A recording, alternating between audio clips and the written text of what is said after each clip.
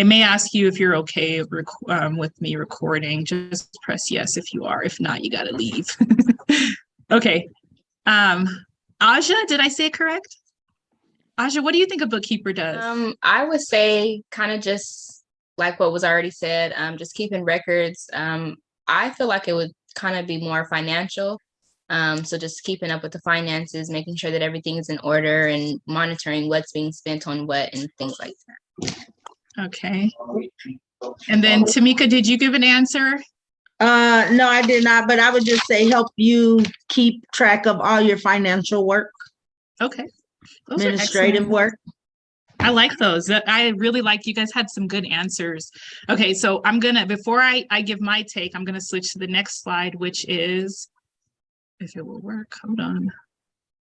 What's going on with my slideshow? See, it's always something with these computers. There we go. Okay, what does an accountant do?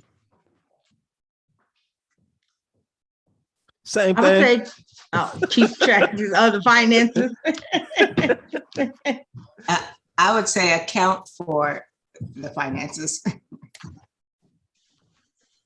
I think it's more thorough. It's a bookkeeping on a higher level, more detailed on every single transaction, every bit of money that's coming in and going out.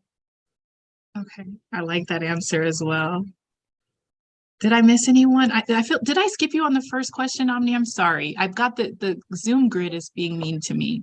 It wasn't showing everybody, but did you answer the first one? I didn't. Okay, sorry. Tell me. That's okay. So pretty much what everybody else said, kind of just keeping track and records of transactions, financial activity. Okay, you guys got some good answers. I like that. So I made a slide with my answer. And I found this meme and I just loved it. So it breaks down, I do bookkeeping and accounting, right? And a lot of the times when I tell my friends about my work, because it's all I talk about, I love my work so much, they swear this is what my daily life looks like. I'm just sitting in front of you're okay, you don't have to move it back. You can leave it, I'll slide it back. My friends think I'm just, in some dark cubicle with my glasses on, crunching numbers and getting angry at the computer because the things are not adding up. And my mom swears that I work at some law firm and I'm in some high-rise building and I'm meeting with top level executives, and society will tell it that I'm just sitting back counting money all day long, large amounts of cash. I don't have a boss because I'm self-employed. But when I did work for individuals, that's how I felt. I felt like they thought I was, thank you so much, Vic. They thought that I was like some infant counting on what is this thing called? Abacus. Abacus. I almost called it a metronome. I couldn't remember the name. I haven't seen one of those in a while, but they think that you're just kind of slowly but surely just counting. And then if you ask me, I'm Einstein. All I do is complex level math. But in reality, I do this with a smile on my face. I'm usually at my desk with a laptop, working on a software, and I have another slide that kind of differentiates. Oops, oh no. Oh man, the slide that I really wanted got deleted. Hold on, let me try to find it because I found this awesome graphic. Bear with me, I'm not perfect. Hold on, let me find the one that I really liked. There was a infographic that I found that really showed the differences between a bookkeeper and an accountant. And I wanted to share that because a lot of people utilize the word bookkeeper and accountant interchangeably. And I think that it's really important to differentiate between the two. And the easiest way to differentiate between the two is to really talk about the responsibilities.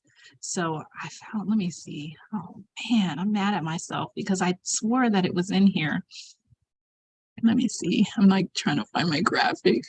Bear with me, guys. Okay, so the main difference between a bookkeeper and an accountant, like I said, really boils down to the journal entries, or not the journal entries, the responsibilities. I don't know why I said journal entries. So A bookkeeper is really doing the daily activity, right? Because what we're dealing with when we talk about bookkeeping or accounting is we're talking about transactions, money in and money out all day long. When you're running a business, whether it be a nonprofit, for profit, you are having transactions, whether it's money coming into the bank account or money going out of the bank account. We have to be able to account for that money. And so a bookkeeper records every transaction, and they usually work on either a daily, a weekly, or a monthly cadence. And they're simply just putting those transactions into a category. So I wanted to ask you guys, what are some categories that you believe bookkeepers might put transactions into? Let's just try to name a few. Does anybody have? Receivables, maybe? Okay, receivables. So receivables from my perspective is when we have money that is owed to us. So we may put things into that account. Any other ones?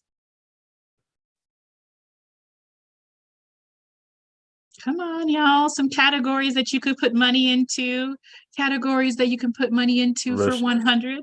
Restricted funds.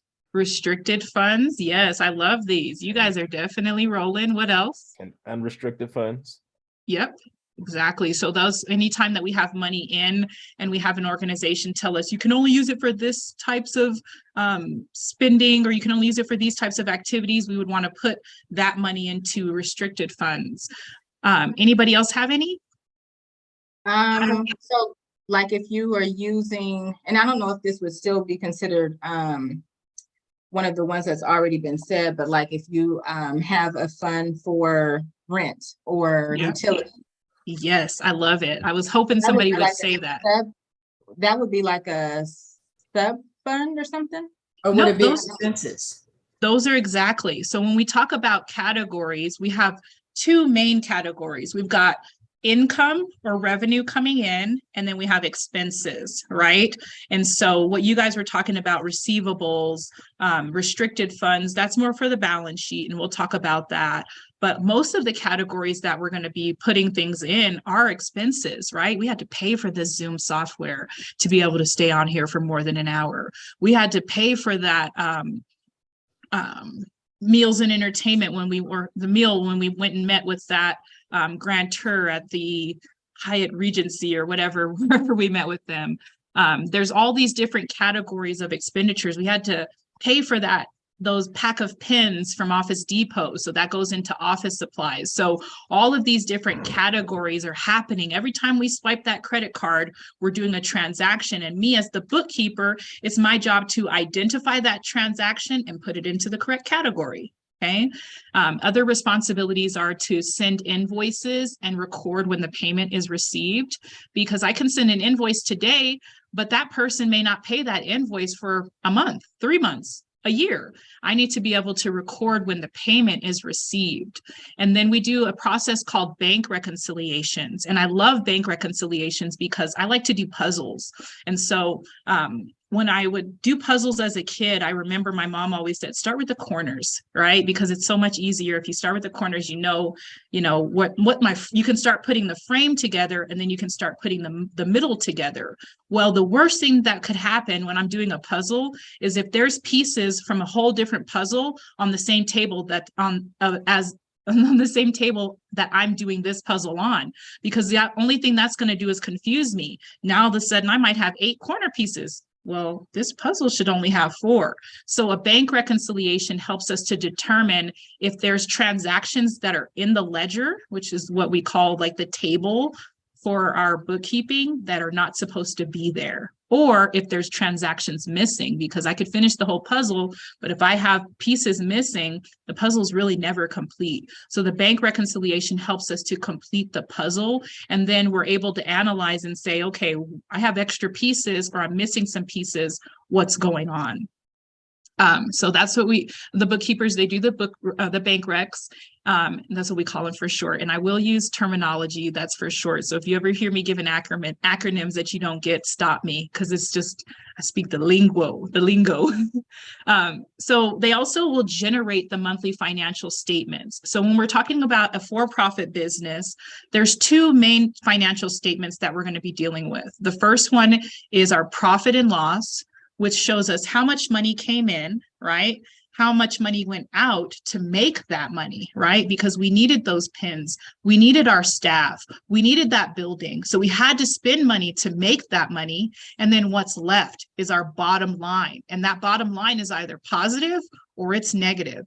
If it's negative, it means we lost money. If it's positive, it means that we made money. And we can look at that profit and loss on an annual basis to see how our money flowed throughout the year.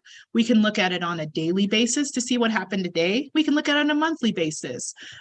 We're going to be talking more about how to analyze profit and loss throughout this course, because it's going to be a really important thing to do. And I don't only want to teach you guys how to push a button and generate it. I want to teach you how to read it so that you can understand what's going on with this business. What does this profit and loss say?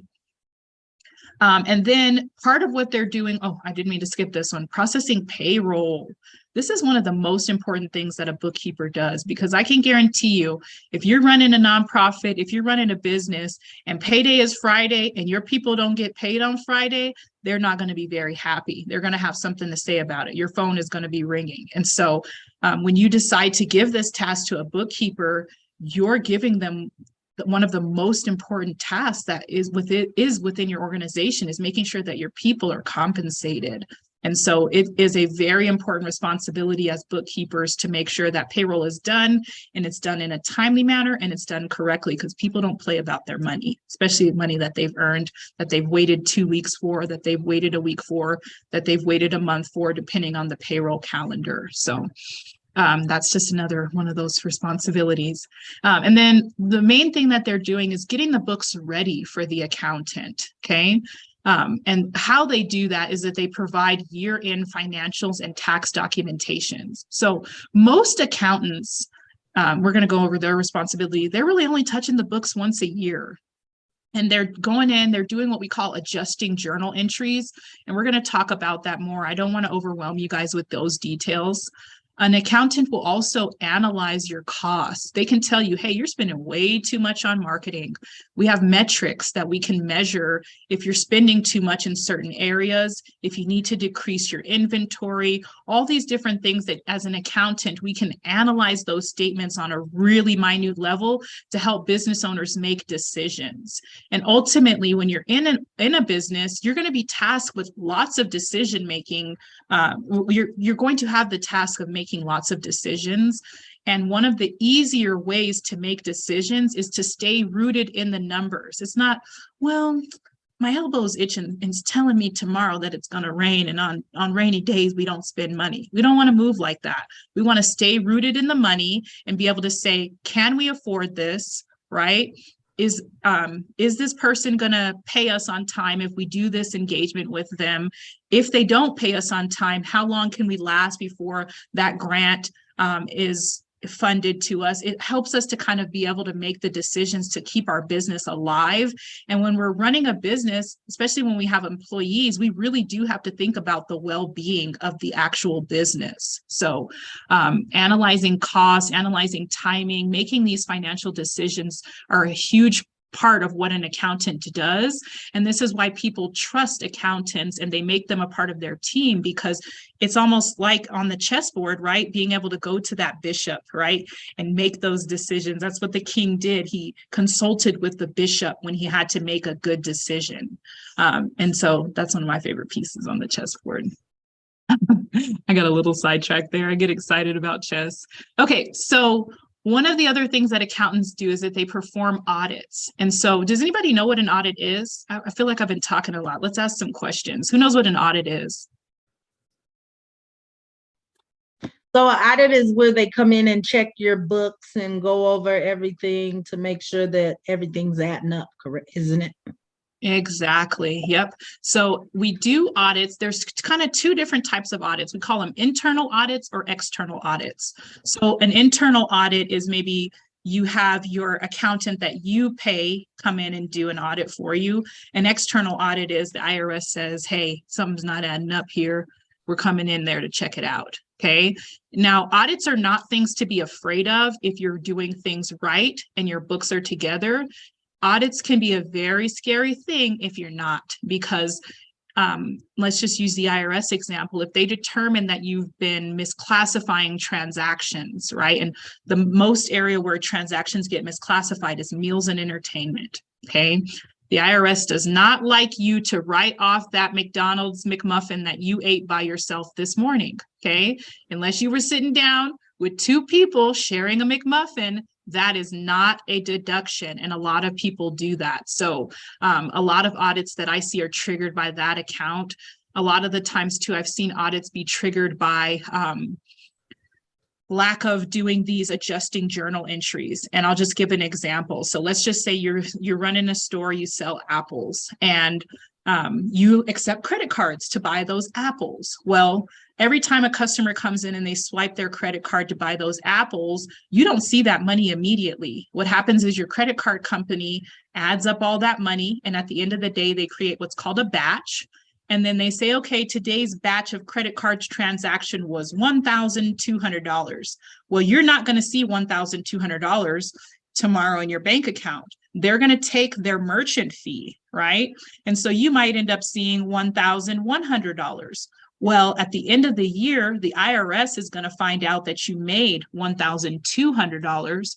And if you report what you received, which was $1,100, there's $100 missing, and you've understated your income, which is a form of tax evasion. Okay.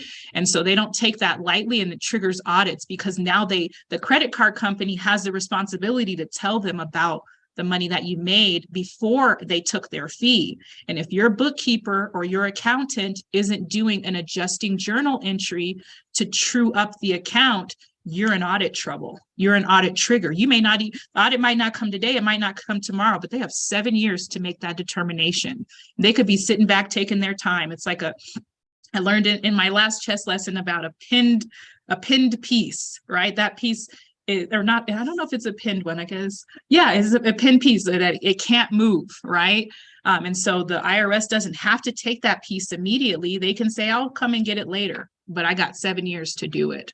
So we really want to make sure that when we file our taxes, that an accountant has looked over them, because a bookkeeper could make a mistake. And so having an accountant is a form of an internal audit to just make sure everything's been classified properly, nothing has been written off that shouldn't have been written off, and things are claimed on the gross level versus after fees. So that was a lot. I don't want to I can get into the weeds. Everybody okay?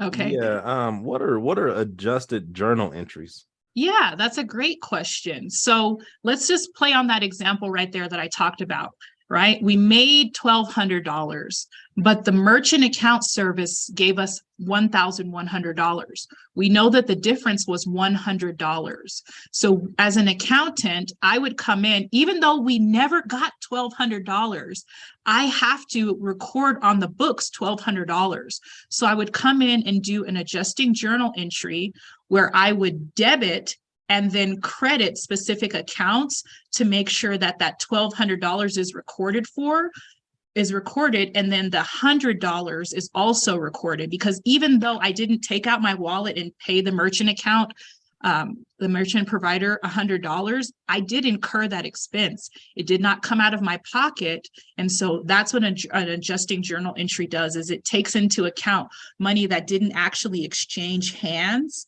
but it needs to be recorded because it actually happened. So it's these like invisible moves that happen with money that we have to make sure that we record, because the IRS is aware of them.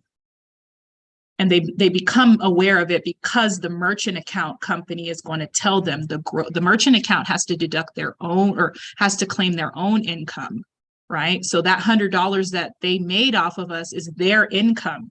They don't get to report it as the $1,100. They don't get to report our income as the $1,100. They have to report the $1,200 and then claim the $100 themselves. That was their money. That was our money. And it's our job to make sure that we deduct the $100 that they took and claim the $100 that we actually made. So the net impact is actually that we're claiming $1,100, but we have to do that through an adjusting journal entry. And that's more of what accountants do versus a bookkeeper. Okay. But an accountant needs to be able to recognize, hey, their adjusting journal entries have not been done yet. Okay. That was it deep for our first class. Woo! You guys, that's why I said everybody all right.